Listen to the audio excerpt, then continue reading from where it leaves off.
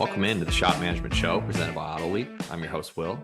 This podcast will explore the experiences, challenges, and lessons learned of auto repair shop owners. We'll cover every topic imaginable from EVs to ADAS, right to repair, the technician shortage, and so much more. AutoLeap is a cloud-based shop management software that allows shop owners to better run their business, increase efficiency, and grow revenue. You can find a link to schedule a free demo with AutoLeap in the show notes of this episode.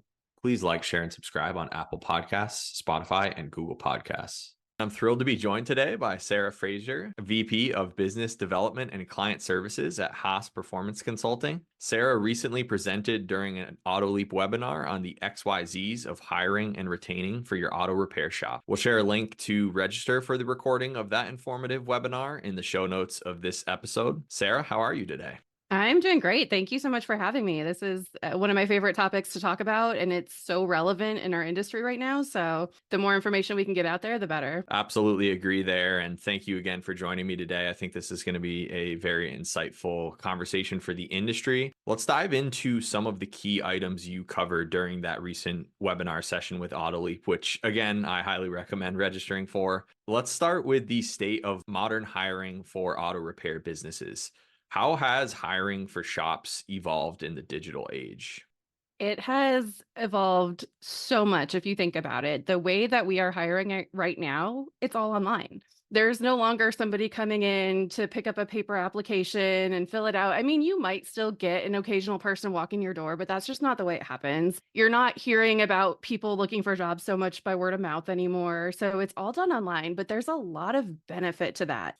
Saves us a lot of time. Gives us a lot more access to candidates out there because you have employees who might not be looking for a job, but they have a way to have their digital resume available. And realistically, when we're looking for these A-level master certified technicians, they're not necessarily the people that are out there searching job boards and looking for a job. Chances are they already have a job. Sometimes they are, maybe they've moved or something has happened, but this gives us access for them to just have their resume out, even if they haven't been active on this job site in a year or so. If you have a great opportunity for them, you can still invite them to apply, and they might go, well, I wasn't really looking, but this looks like a great opportunity. I might want to look into this. So there's a lot of benefit in that. We can do things a lot easier now with video interviews. That wasn't something we were doing previously. So now you're more able to catch somebody to schedule an interview on their lunch break instead of having to wait until schedules work. We have things like skill assessment tools that you can do online, which provide us a lot of information, can save us a lot of time from going through a bunch of interviews with somebody who doesn't have the skills and the knowledge that we need. And then also on the employee side of things, you have a company's online reputation that they can go and look at when they're considering, do I want to apply for this job? They can go online, look at your website, look at your online reviews, see what people are saying about you, and make more informed decisions that way as well. Yeah, I love how you just broke down all of the seemingly limitless opportunities for shops to reach not only qualified technicians, but, service advisors, shop managers as well, whatever role they're trying to fill in their business. But on the flip side of that does present some challenges with how fast-paced the digital world is, obviously how competitive it is. In your experience, what are some common challenges that shops face when they have to adapt their hiring practices to a modern workforce? I think overall, the biggest challenge I see is time.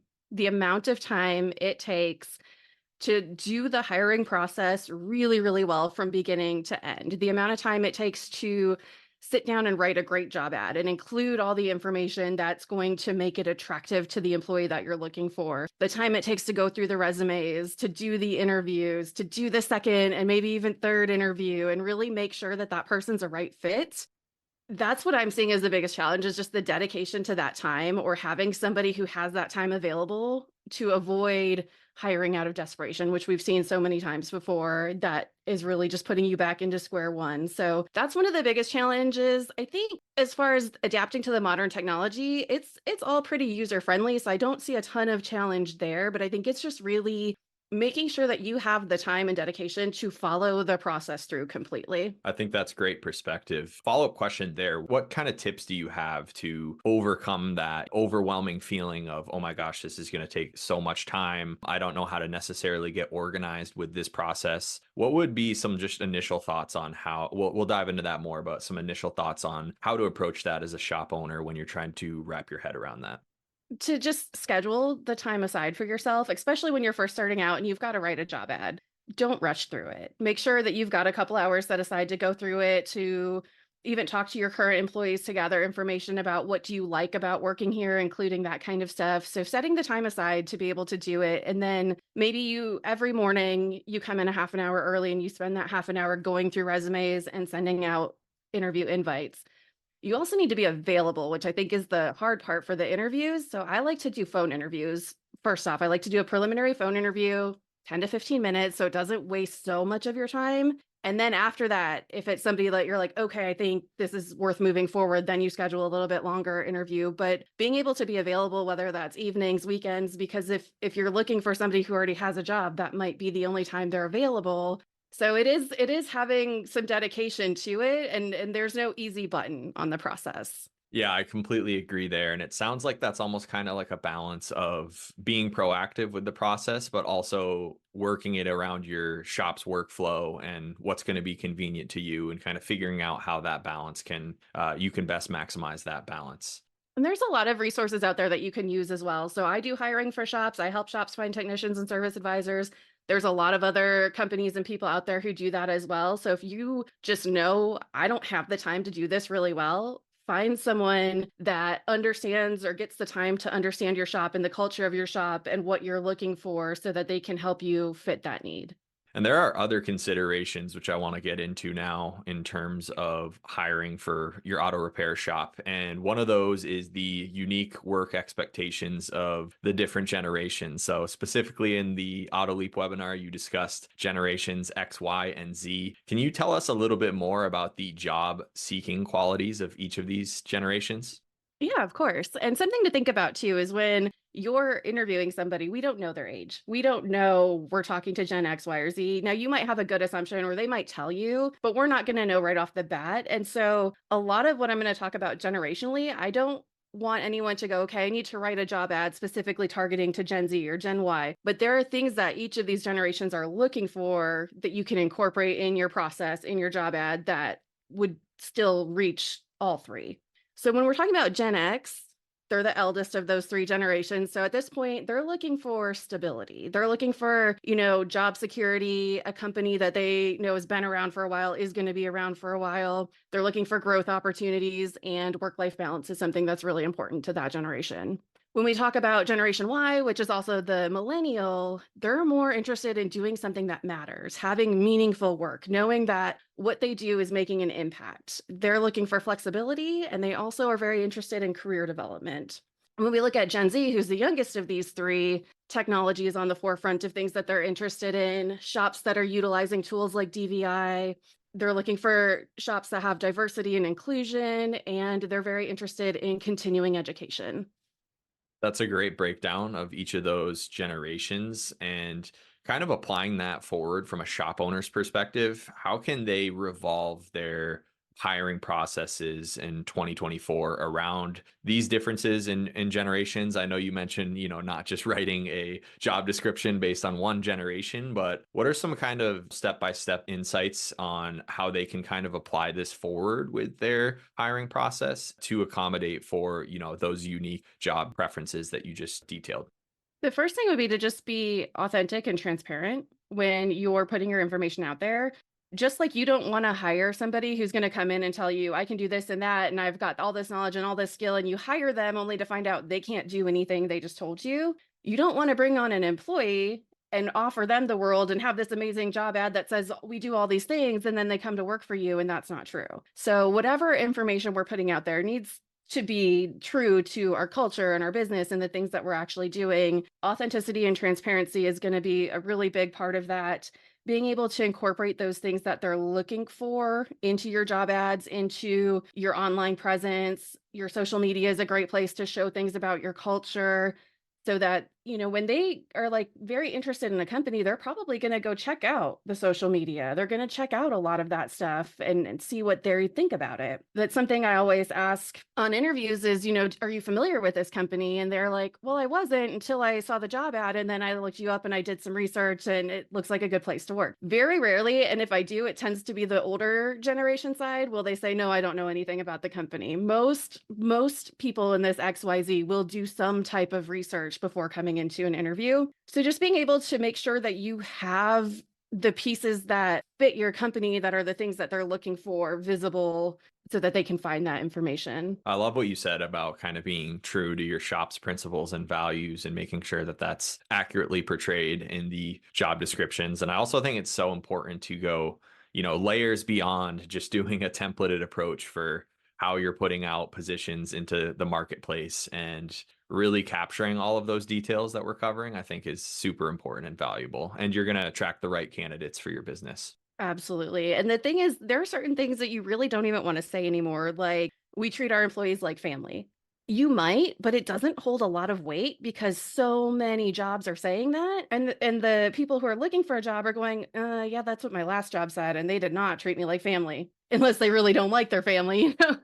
But it's just something that you've got to find exact examples of things that you do in your business that show your culture, that aren't just these throwaway statements. Especially when you're looking at Gen Z, they can read through, they will find the truth. They can smell a line from a million miles away. So being able to include exact examples of, we have a catered in lunch once a month for our employees. We do an employee appreciation day once a quarter, whatever those things are, or even include an example of maybe an issue that arose and how your staff work together as a team to solve it, or how you listen to ideas from your staff and you're open to change and you're open to adapting and hearing different ideas and different ways to do things. But it's finding a way to pull those actual examples out of your business and include that versus just kind of a blanket statement that's, we love our employees. You got to find something real and authentic that speaks to that. What kind of advice would you have on that theme of detailing your company culture and figuring out how to kind of portray that in messaging?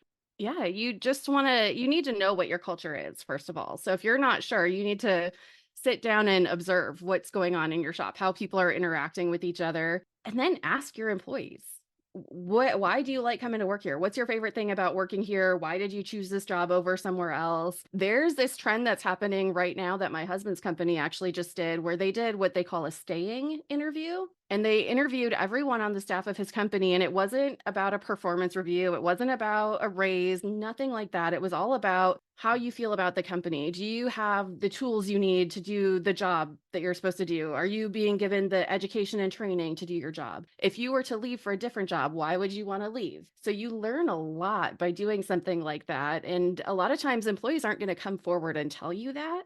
But they might have this, well, since you asked, I wasn't going to say anything, but since you asked, let me tell you. And sometimes it's something you can't solve. Like in my husband's case, the only thing he said he would leave for is location. He has a bit of a commute, but then maybe you could look at doing something to provide a commuter benefit or a way to personalize something to them that makes sense. So that's a great way to find out your culture, get those exact examples, and having an idea of what your culture is so important, because that's going to help you attract the right candidates. It's going to also set expectations for those people, which, when you have realistic expectations for them and for you, that is definitely going to help reduce turnover in the long run. So setting those realistic expectations of what this position entails, what your day-to-day is going to look like, what the environment here is like, what the equipment and tools and technology we use is, and having all of that information accessible. They need to have enough information to make an informed decision, just like we need to have enough information from them to make an informed decision on if we want to hire them. It goes both ways. Yeah, and I love what you said about that exercise that your husband's company did. And I think that really can help maybe challenge their own perceptions of what the company culture is. I think we all can have our own very unique perception, obviously, of how things are going, from, both a positive and negative standpoint. So getting that complete picture, especially before you approach the hiring process, I think is extremely important here. For sure. And you might not even realize that you have an employee who is really rubbing all your other employees the wrong way. And you could be losing some great talent because of one person that you didn't even know that was happening. We had a shop that we were trying to hire for, and we just couldn't even get people to apply. Come to find out there was a technician working there that had a bit of a reputation in the area. And so learning that and learning about the situation, what was happening, helped us move forward in that process. But if you don't ask or you don't observe or you're not involved, it's really hard to know what that culture is. We'll be back next week with part 2 of our conversation with Sarah on auto repair, hiring, and retention strategies.